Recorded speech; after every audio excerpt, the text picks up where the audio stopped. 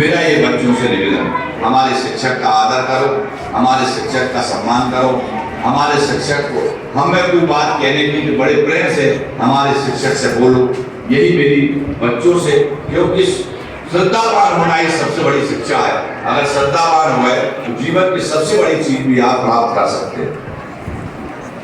मैं आपसे निवेदन करूं, आज आप सब लोग, मुझे बहुत अच्छा लगता भी कि इनमें से कोई ना कोई डेकोरेटर स्कूल में आपने जिस हिसाब से यहाँ से वृद्धि की है, ये छोटे से स्कूल से एक बहुत बड़े स्कूल तक आप पहुँचे हैं।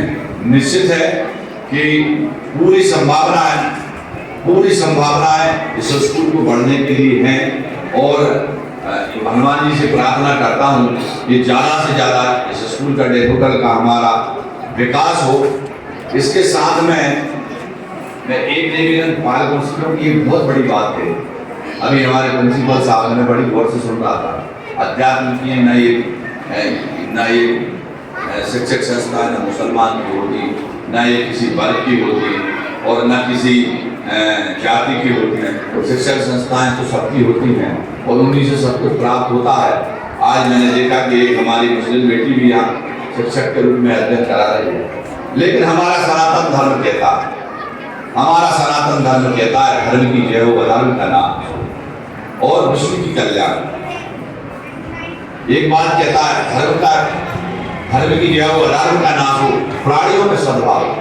हमारा सनातन धर्म ये बात करता है, प्राणियों की सद्भावना की बात करता है, किसी वर्ग में सद्भावना की बात नहीं करता, किसी जाति की नहीं करता, किसी ऊंच नीच की बात नहीं करता। प्राणी मात्र में, जगत में जितने प्राणी हैं उनमें सद्भावना की बात करता है। तो सद्भावना और प्रेम रहेगा, जहाँ सुमत तहाँ संपत्ति नाना, जहाँ कुमत तहाँ विपत्ति नाना।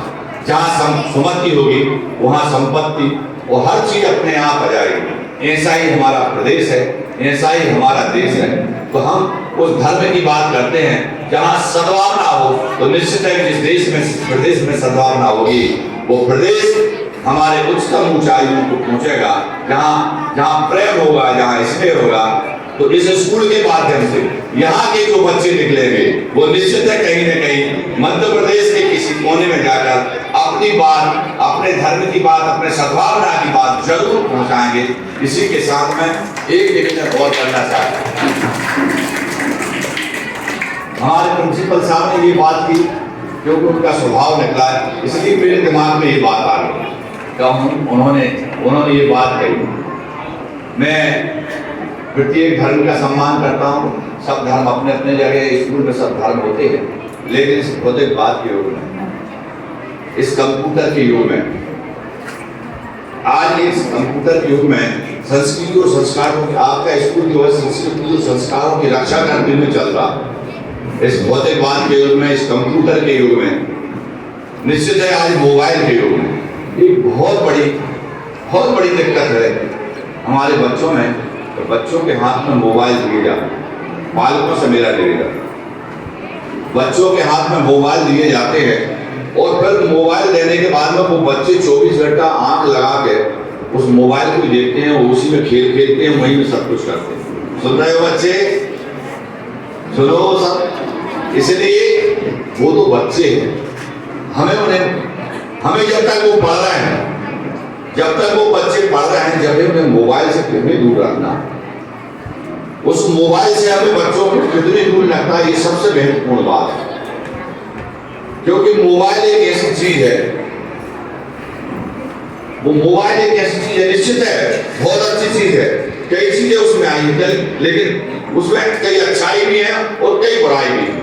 लेकिन कहीं ऐसा ना हो कि कहीं कोई ऐसी बटन मोबाइल पर रखा जाए तो बुराइयों की कोई फाइल खुल जाए तो बच्चे का भविष्य खत्म। तो मेरा आपसे बड़ी विनम्र निवेदन है कि बच्चों को जब तक पढ़ रहे हैं मोबाइल से उन्हें दूर रखें। वो कल कोशिश करेंगे, लेकिन हमारी माताएं उस मोबाइल से उस दूर रखें और उसका उपयोग ना करने दें। तो मैं समझाता हूँ निश्चित है, क्योंकि उनका लक्ष्य भटक जाएगा, बच्चे का लक्ष्य भटक जाएगा। इसलिए बच्चे का लक्ष्य ना भटके, इसलिए उसे मोबाइल से दूर रखें, जिससे वो अपने लक्ष्य से बना रहे और लक्ष्य प्राप्त कर सके।